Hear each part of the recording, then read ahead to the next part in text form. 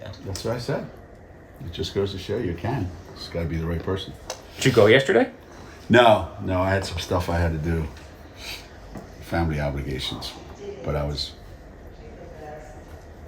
on it. There you go. It's a hell of a game. You know?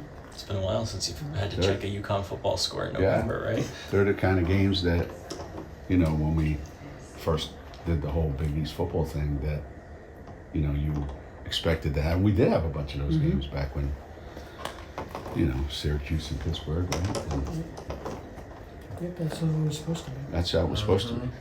So that's how, it was intended to be, but it just took a little bit of time coming back. Get the injury report update. What do you want to know? Caroline. Caroline's going to give it a go today for a little bit, see how she feels, and maybe for tomorrow a little bit, maybe not. We'll see how she feels today. She worked out a little bit with us yesterday and said she felt pretty good, so hopefully today will be another good day for her. Geno, what did Texas look like without Harmon in the lineup? I don't know. I'm assuming she's going to play. I haven't heard. Well, I'm just referring to the first game when you watch them on video. I don't understand your question. Harmon didn't play. What did Texas look like on the floor without her? I didn't watch that game. Okay. I only watched the games where she played. I'm assuming she's playing, and obviously she makes them go. Obviously she, she's the catalyst for a lot of the things that they do, and at both ends of the floor too. I mean, defensively, she really puts so much pressure on the ball. It's kind of the point of their defense, and everybody kind of feeds off of that, and offensively she's pretty good, about when to drive it, when to pass it, finding her teammates. So she puts pressure on you with the ball, and when you have the ball, it's tough. It's tough when you're playing somebody that can do both of those things. Did you happen to watch Lou's performance against Texas from the NCAA tournament just to see how she had success against the Longhorns? Well, yeah, I mean, I watched a little bit of it,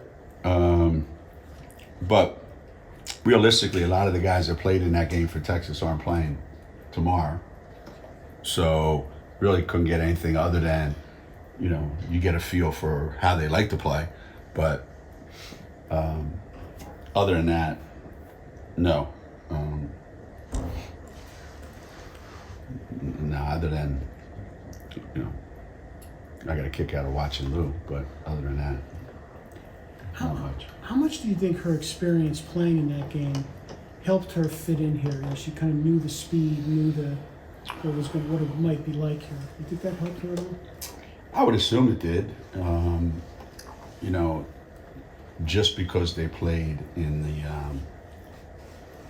in the MAC, that doesn't mean they didn't play a whole bunch of really, really good teams outside the conference. So I don't think Texas was the first really good team that she played against in her 4 years there. And the way they play, where the ball moves a lot, people move a lot, there's a lot of misdirection stuff. It's kind of like the stuff that we do. So if she had come in here and our system was night and day compared to what they had at Fairfield, then it might have been a little bit more of a struggle. But it's very, very similar to what they were doing, and we kind of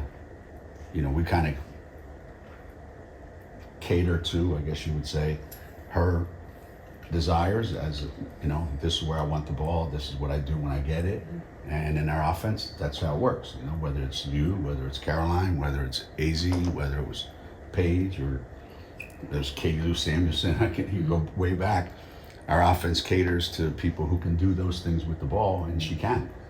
And tomorrow will be a great test, not just for her, but I mean for all of our guards, because it's not like we have 6 of them, that we can just run out there and they can all. I mean, if Caroline plays, that might give us a little bit of a buffer, but I don't think we're obviously 100%. Even if Caroline does play, so it's going to take us a little bit of time to kind of find our way. So tomorrow will be pretty good. With tomorrow being that, big test, what are the kind of things that you're looking to see to kind of give you more of a gauge of where the team is at? Mostly how we carry ourselves out there. How I don't think Dorcas played in a game like this where she played 30 minutes, and that might have to happen more. Certainly, neither probably as Aaliyah. We always had a lot of other people that we could slot in there, and Ayanna has never played in a game like this, so I'm anxious to see how she responds. And same thing with, Nika's never had to have the ball this much in her hands like she's going to be asked to do tomorrow. So there's a lot of things that are going to happen that will, win or lose, help us tremendously tomorrow. Is the biggest challenge their ball pressure, or is it? I don't think there's any one thing. I think they're pretty well rounded in that they make it hard for you to get the ball where you want it to go. They contest every pass. But I think their ability to put the ball on the floor on offense, and then their big guys just on the glass over and over and over again. They like to play fast, and they like to play, aggressively. And there might be a lot of fouls called tomorrow night, or there may be no fouls called tomorrow night. I don't know. But it's probably going to be a really, really physical game on both ends. So I think we'll see what happens. Is it more difficult to scout Texas because they have so many newcomers, transfers, but you also are familiar with how, Vic likes to run his team? So how did you kind of balance that? You want to get a feel for each individual, but at the same time, they're just replacing somebody that was there in the past that played for him or that played at Texas.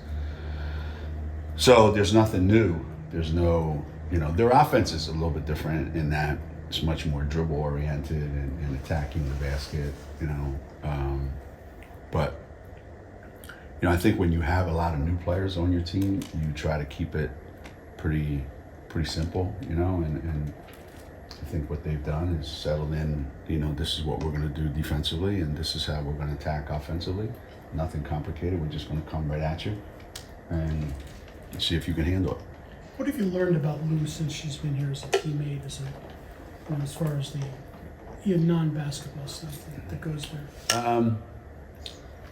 Well, the best thing that I could say is, their AD down here, Paul Schlick now, right? Mm-hmm. He contacted me when Lou committed and signed here, and he said, just want you to know that in all my years in athletics, 37 or 40 years, whatever it is, he said, forget the basketball part. That's probably the finest kid I've ever been around in all my years in athletics. And he's absolutely right, 100% on every count. And it has nothing to do with basketball too.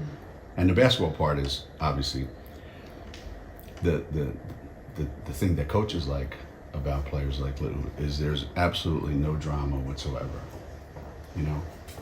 Monday, Tuesday, Wednesday, Thursday, Friday, Saturday, Sunday. Everything is exactly the same every single day. She shows up the same way every day. And her routine is the same, and she gives you the same effort, the same level of concentration, the same attention to detail, everything, every day. And believe me, as a coach, there's probably no greater gift that a player can give a coach than that. With them being so physical and athletic inside, how encouraging is it that Aaliyah has stepped up this year and seems to be playing? Yeah, that's going to be a big Dorka, Aaliyah, and Yana are going to be pretty well tested. This is like, when we set this game up, this is like a perfect measuring stick for, we need one more guard, and Paige would have been that guard. We need one more big guy because I think it's going to be really physical, and Ice would have been that guy. So this is a lot on these guys to have to do all that, but it's good. You know, it works out bad that we're playing without those guys, but it works out great for the guys that we have because they're getting extended minutes. So if it's going good, they're going to just keep building on it. And if it's going bad, it's going to get piled on to them. So either way, I think it's going to be really, really good. And, you know, as I said, the reason you play these kind of games, you know, sometimes when people play us, it's their national championship game. And I understand that. I don't think that's the case with Texas. But for us, you know, these games are necessary because this is what we expect from ourselves, and these are the games that help you win in March. So, you know, you have to play the long game when you're playing these games. You know, we're not adding anything offensively or defensively that we don't already have. You know, we're not going to change anything that we already do. We're just trying to add to what we do and enhance who we already are. And I think it's going to be a heck of a game, one way or the other. You know, and, you know, for us the big key always is, you know, we have to make shots. You know, the ball has to go in the basket. You say, well, that's pretty easy. That's the same for everybody. Well, not really. Some teams are, you know, they steal it from you more, their transition game more, or they pressure you more, or they offensive rebound more, or whatever the case may be. For us, you know, we have to make shots, and if we do, then we have a chance to win every game we play this year. And I think that's been pretty evident in the first two games that we played. You know. Do you see consistencies with Vic's teams at Mississippi State versus now his teams at Texas? Well, you know, they played in the Southeast Conference, you know, so they were a Southeast Conference team, and we're really, really successful in that conference. And now that, you know, he's at Texas and, you know, they're going back to that conference, it's like he's built a Southeast Conference team at Texas. So it's going to be very, very similar, you know, very much to his personality, very much to his way of coaching, and as it should be. I mean, you know, wherever you go, you bring it with you. You know, he didn't leave it at Mississippi State. Are the injuries now far enough behind you where, you know, the players are kind of ready for this now? They know what their new roles are without Paige and Ice, and now they're ready for it. As opposed to having to do it a week ago, you know? Yeah, they're ready for it. And tomorrow will show either how ready or how not ready. But they've embraced it for sure. I mean, they understand. And if you watch us play the first two games, even though one was an exhibition and one was, you know, a game that obviously we were going to win, you can tell there's a different vibe, right? You can tell there's a different intensity level on the floor. There's a different connection. There's a different way that we're going about it. And I think that's the buy-in from them. And they understand there's no margin for error. There's no, you know, Paige will bail us out, you know. Paige will score 14 points in the fourth quarter and we're in double overtime and we'll win the game. Don't worry about it. I mean, it's going to have to be a group effort, and they embrace that right now. And I'm you know, I'm thrilled for them because it's fun to watch at practice, and it's actually been fun to see, and I hope it carries over tomorrow night, just how resilient they've been in practice, through all this, you know, and even when we're doing things in practice, things don't go exactly the way we want them to go. We call timeout or we do something and we say, this is what we need to do, this is how we need to do it, and they really buy into it, and for the most part it gets done. And so that bodes well for the next 3 or 4 months, you know. But yeah, you know, I'm gonna have to talk to our AD about you know, this concept of buy games, you know, Texas, NC State, Duke, Iowa, Oregon State, you know, North Carolina. I want to know which one. Are they paying us? Aren't we supposed to be buying games? Are they paying us to come play here? They're going to be paying football pretty soon if they're going to be here. No. When you've seen that level of, you know, intensity and resilience just in practice and through, you know, the games you've had so far, how much more confidence does that give you going into, you know, this first big test? You know, I don't know. Basketball is like the stock market, right? You know, just because you were great last week doesn't mean anything tomorrow. So tomorrow is its own entity.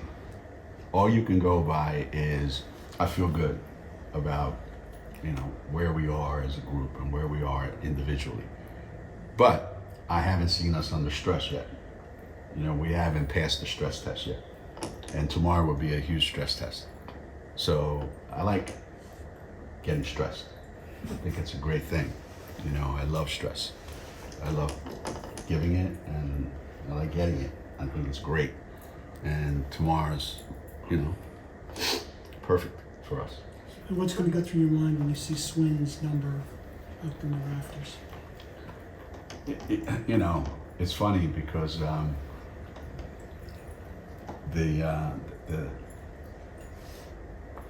the fact that you know,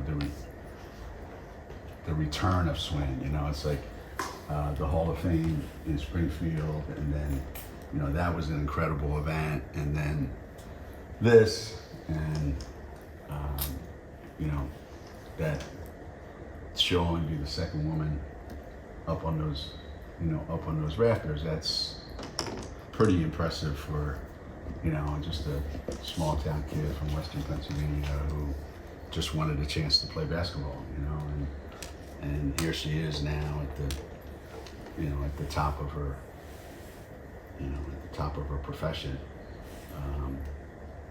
you know, in everything that she's done. And that place is reserved for people that have been unique.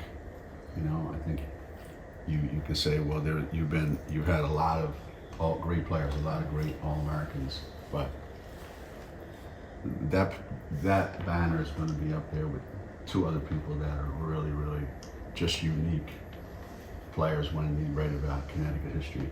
You know, Rebecca and Ray. I mean, you know, it doesn't get much better than that. And throw Swin in there, and that's pretty good company, you know. What are you expecting from Caroline once she returns, and how do you think she's changed from last season? She's a little more pissy, you know, because she doesn't get to play, and she complains all the time about wanting to play. And she's, if you can imagine, she's more anxious. I think we went through it in practice one time, and one of us said, you know what, I don't think she passed the ball one time the entire practice, which is hard to do in 2 hours. And we looked at the film and we said, damn, you're right.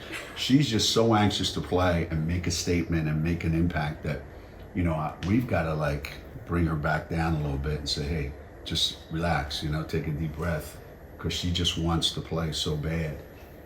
But to have somebody like that, hopefully coming back into the lineup after she's experienced, you know, the year that she had last year, and you know, she spent a lot of time in the last month or so, a month and a half, 2 months shooting the ball, and she's shooting it unbelievably good. But again, you know, we have to make sure she's 100% before she gets out there. So hopefully today will be a good day for her. Dorka said that the intensity and energy that you were talking about and that was really evident from the first game was a lot of it came from Mika on both sides of the ball. So I'm curious how you've seen her embrace that sort of role, because maybe that was also something that if Paige were healthy, she wouldn't have to do as much, and how can that help along it's that? funny because freshman year, I remember I benched her a couple of times because she cried on the bench. She should cry. I was crying. You know, I think it took her like 5 or 6 games to get a bucket. You know, I mean, it was just awful. And she would foul on every possession, and she was completely out of her mind, right? And but if you remember, halfway through the season, or there was a point at some point during the season where we said we got to put her in the starting lineup because we need a little bit of a change here, a little bit of a jolt.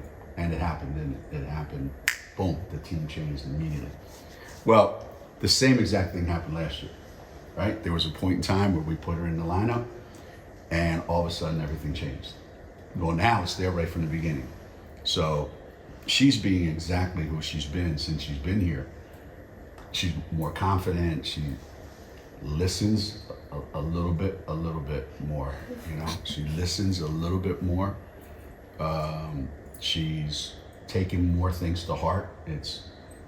It bothers her when she doesn't do exactly what she needs to do. It hasn't, you know, affected her aggressiveness or, you know, her passion for the game. You see her the way she plays. But when she's doing what she's doing up at the front of our defense, you can't help but get caught up in all that.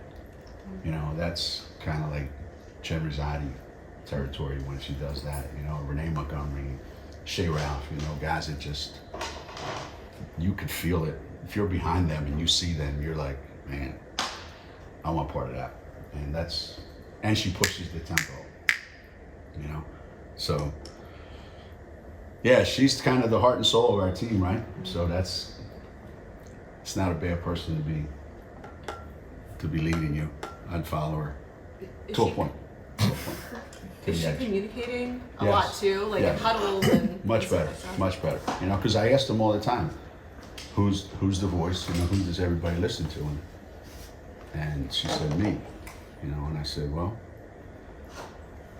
when you do stuff like that, what you just did, I wouldn't listen to you. So it's put a lot of pressure on her to have to like be right here. Because now if I'm going to be the voice of the team, then I have to be above the fray. And that's really put, you know, an emphasis for her on, I've got to be solid. I've got to be 100%. I can't just, and I told her before, I told you guys this before, I told her, I said, look, for 2 years, if I didn't like what you were doing, I'd just bent your butt.